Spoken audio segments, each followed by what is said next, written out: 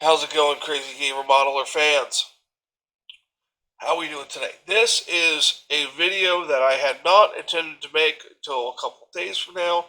I had intended to start on a aircraft and bring you the first video of that, but the Panther, the nightmare, and all the prep work I did, and in the very beginning, it came back to bite me. It could be my fault. It could be the instructions' fault, but we'll leave that up to you to decide.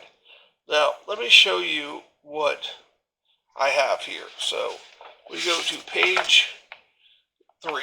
The very first step has us cutting off some stuff, and then it has us gluing this front plate on, this piece on, and this piece on right here. Okay. I was like, what harm can that be? That's good. Make sure everything lines up nice and square.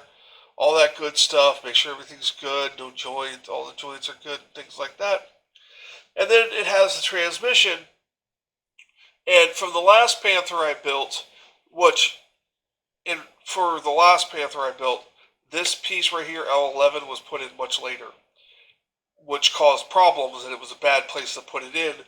And then seeing it put in here is giving me pause for another reason now, and I'll show you why. So I assembled the whole transmission, and while it was still drying, I fitted it into here to make sure that it all lined up, because there was a lot of play in the rotation of these sections right here. So I made sure it was all square. Everything was going to be square. The hoses were going to line up. The back bracket was going to line up, which, as you notice, the back bracket is not on any longer, and we'll get to that. So I let it dry, and then I was able to pulled it right off, came right off. I was excited. I was like, okay, great. This is going to work much better than my last Panther build, the Berg Panther, which is on the channel, and you'll see what I'm talking about. So I'm going to move on. So I move on to this step here and this step here, and I get a comment on my channel from, where's it at? From Jerry McTaggart. He commented in the video under another comment about how I'm going to have some fit issues with these spars with what I had. And then he commented later saying, oh, never mind, spoke too soon, my bad. And in a way, he was right.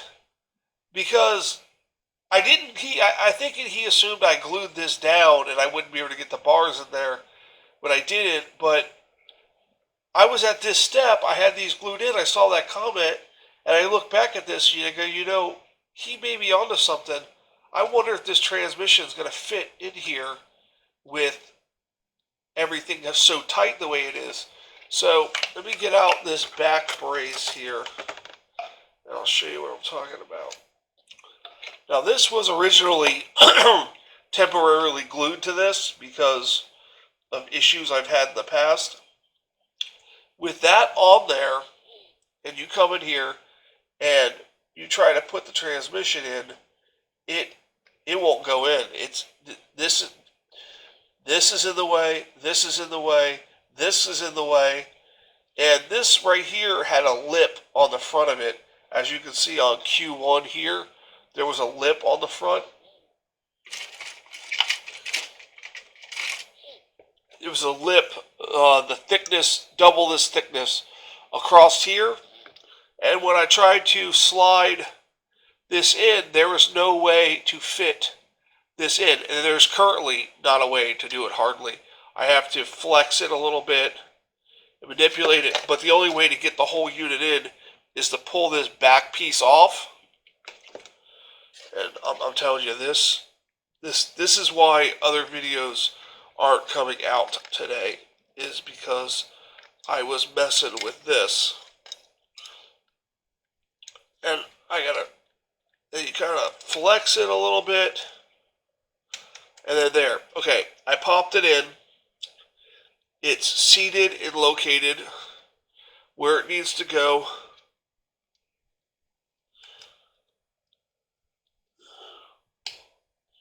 pipes are in, the pipes line up. Now, you need to get this piece in, which is have to be manipulated under there, and then now that you got it in there, you can pick it up.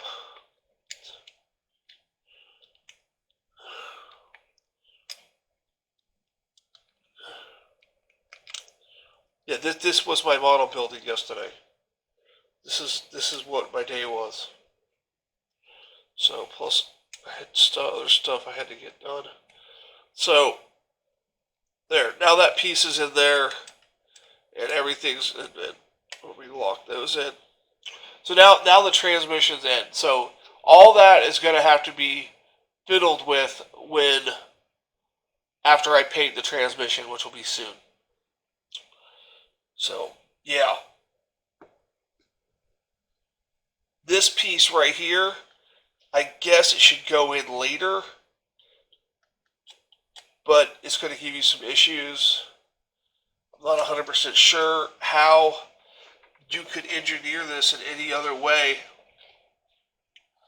If I would have hard glued this back brace on here, I would have had to cut it off in order to get this in here. So I'm glad I only had it temporarily tacked with the Microscales Energy liquid tape, and I had touched it with some extra thin, but I didn't put enough in, thank goodness, because I had to tear it apart. And also I had to modify Q1. I had to cut off the front of it in order to get the part in there. And in order to get it back out, I got to pop this off. And then now I can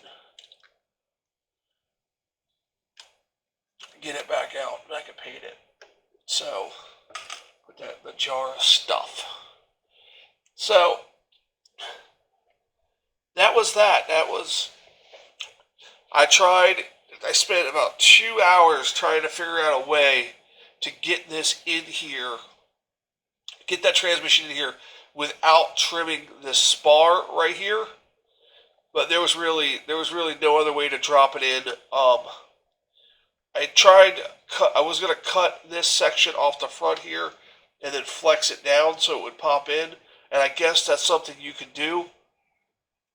You could, if you glued this, which I didn't for this purpose, you could slice right here on your glue joint, and then you could slice right up here on this spar that was glued into here, and then that would give you flex to flex this down to pop that transmission and flex it back up and glue it. But that's what I would recommend on that. I was hoping, having built one of these lower chassis in the past, I wouldn't have issues on the first page. But moving on, that is that section done, and then we have this section done, and now we're on to this T10, which is going to get some PE on it. So I have this part here. It doesn't have anything glued on this side, but I did glue on E211, I think it is. E212 right here, E212, because of the photo etch zimmet that goes on underneath. Then I have the photo etch zimmet cut out and roughed up.